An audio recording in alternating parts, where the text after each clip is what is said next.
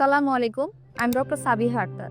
আজকের ভিডিওটি সেসব মায়েদের জন্য যাদেরকে প্রতিনিয়ত একটি মানসিক যুদ্ধের মধ্যে দিয়ে যেতে হয়। বাচ্চার একটু হাঁচি হলো, নাক দিয়ে পানি পড়লো, পরিবারের মুরব্বীরা বা অন্য সদস্যরা বা আত্মীয় স্বজনরা বলা শুরু করে, নিশ্চয়ই মা দুপুরবেলা গোসল করে ভেজা চই নিয়ে বসেছিলেন, অথবা সে কোনো ঠান্ডা পানি খেয়েছে বা কোনো কারণে কোনো টক ফল খেয়েছে, এই কারণে বাচ্চার ঠান্ডা লেগেছে।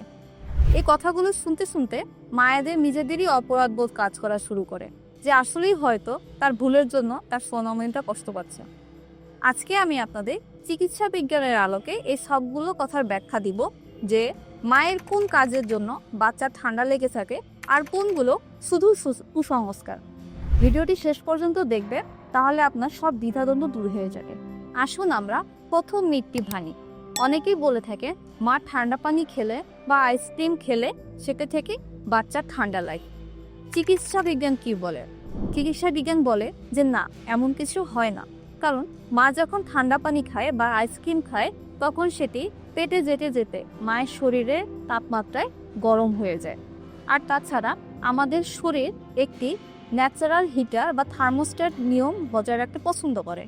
মায়ের বুকে দুধ তৈরি হয় হচ্ছে মায়ের রক্ত থেকে, যা অতিরিক্ত ঠান্ডা বা গরমে তাপমাত্রা পরিবর্তন করে না, সবসময় শরীরে একটি তাপমাত্রা বজায় রাখে।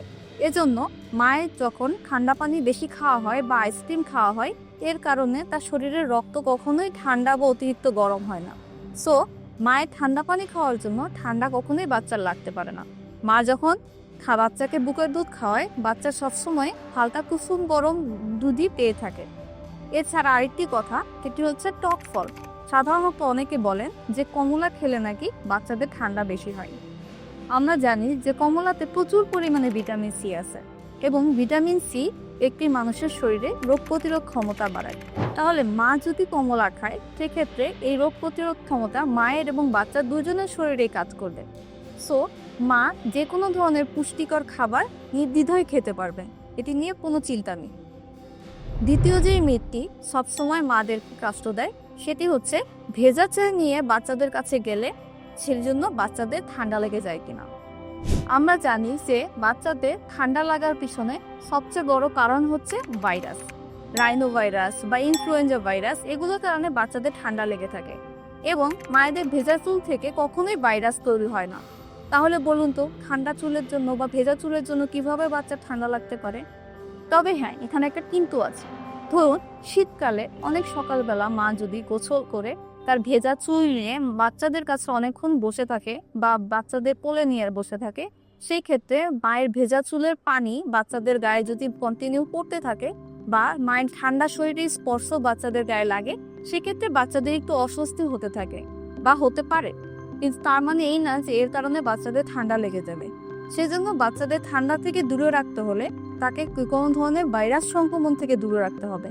কিন্তু মায়ের ভেজা চুলের কারণে বা শরীর ভেজার কারণে বাচ্চাদের সর্দি কাশি হয় না। বরং মা যদি ঘেমে থাকে, নিয়মিত গোসল না করে, তাহলে মায়ের ঘামের গন্ধ বা শরীরে ময়লা জমে সেখান থেকে ইনফেকশন হয়ে বাচ্চাদের স্কিন ডিজিজ বা শরীরে ভাইরাসজনিত সংক্রমণ হতে পারে। এজন্য মায়েদেরকে বরং প্রতিদিন নিয়ম করে গোসল করে শরীরকে পরিষ্কার পরিচ্ছন্ন রাখতে হবে। আচ্ছা, মায়ের ভেজা চুল বা সর্দি কাশির কারণ বা ঠান্ডা পানি খাওয়াই যদি বাচ্চার সর্দির কারণ না হয়, তাহলে কি কারণে বাচ্চার ঠান্ডা লাগে? সাধারণত তিনটি কারণে বাচ্চাদের সর্দি কাশি হয়ে থাকে। প্রথম কারণ হচ্ছে সংক্রমণ বা ড্রপলেট। সাধারণত পরিবারের সদস্যরা যাদের ঠান্ডা কাশি লেগে থাকে, তারা যদি মাস্ক না পরে বাচ্চার কাছে যায়, বাচ্চাকে কোলে নেয়, আদর করে বা কথা বলে বা বাচ্চার কাছে গিয়ে হাঁচি কাশি দেয়, তাহলে তার সেই হাঁচি কাশির সাথে লক্ষ লক্ষ ভাইরাস বা ব্যাকটেরিয়া বাতাসে ছড়িয়ে পড়ে। বাচ্চা যখন সেই ভাইরাস বা ব্যাকটেরিয়ার মধ্যে বাতাসে শ্বাস নেয়, এই ভাইরাস তার শরীরে সংক্রমণ করে এবং বাচ্চার সর্দি লাগে। এছাড়াও আরেকটি কারণ হচ্ছে পরিষ্কার পরিচ্ছন্নতা মেনটেন না করা। ধরেন আমরা স্বভাববশতই নাকে বা মুখে হাত দিয়ে থাকি, এর কারণে অনেক ভাইরাস আমাদের হাতে লেগে যায়।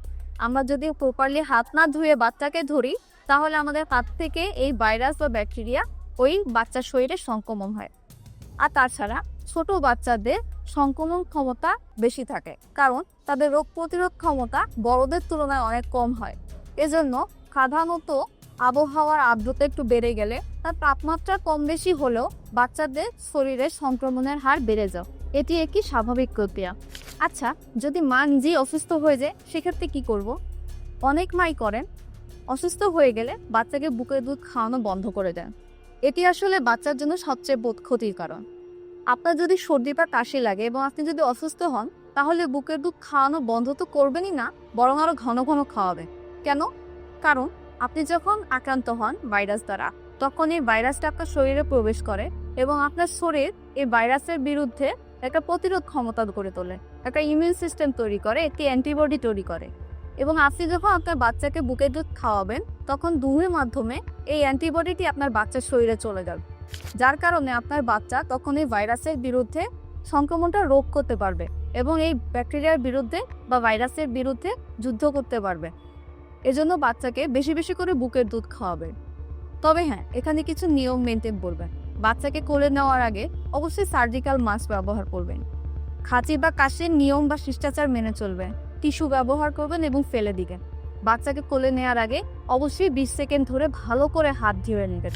বাচ্চার মা হিসেবে আরও কিছু নিয়ম আপনি মেনে চলবেন, যেমন ঘরকে সবসময় পরিষ্কার পরিচ্ছন্ন রাখেন, কারণ বদ্ধ ঘরে সাধারণত ভাইরাস বেশি ছড়ায়। ঘরে আলো বাতাস প্রবেশ করতে দিবেন। ঘরের পরিবারের সদস্যরা, বাবা বা অন্য কোনো পরিবারের সদস্য যদি স্মোক করে বা ধূমপানের অভ্যাস থাকে, তাহলে বাচ্চার সামনে অবশ্যই ধূমপান করা যাবে না, কারণ পরোক্ষ ধূমপান বাচ্চার সর্দি এবং কাশির প্রধান কারণ। অনেক সময় বাচ্চার শ্বাসকষ্টও হতে পারে। ঋতু অনুযায়ী বাচ্চাকে আরামদায়ক কাপড় পরান। অতিরিক্ত ঘাম গায়ে বসেও বাচ্চাদের ঠান্ডা লাগতে পারে। বাচ্চার বয়স যদি 6 মাসের বেশি হয়, তাহলে তার খাবারে লেবু, ডিম এবং জিঙ্ক জাতীয় খাবার রাখি। বাচ্চাকে পরিষ্কার পরিচ্ছন্ন রাখার চেষ্টা করেন। মনে রাখবেন, নিজেকে দোষারোপ করে কোনো লাভ নেই, কারণ আপনার খাওয়া ঠান্ডা পানি বা আইসক্রিম বাচ্চার সর্দির কারণ না, প্রধান কারণ হচ্ছে ভাইরাস। তাই নিজেকে কষ্ট দিয়ে গোসল না করে, আরাম না করে বাচ্চাকে সুস্থ রাখা সম্ভব না। আপনার সুস্থতা এবং কৌশলতায় আপনার বাচ্চাকে সুস্থ রাখবে। আজ এখানেই শেষ করছি। ধন্যবাদ। সালামু আলাইকুম।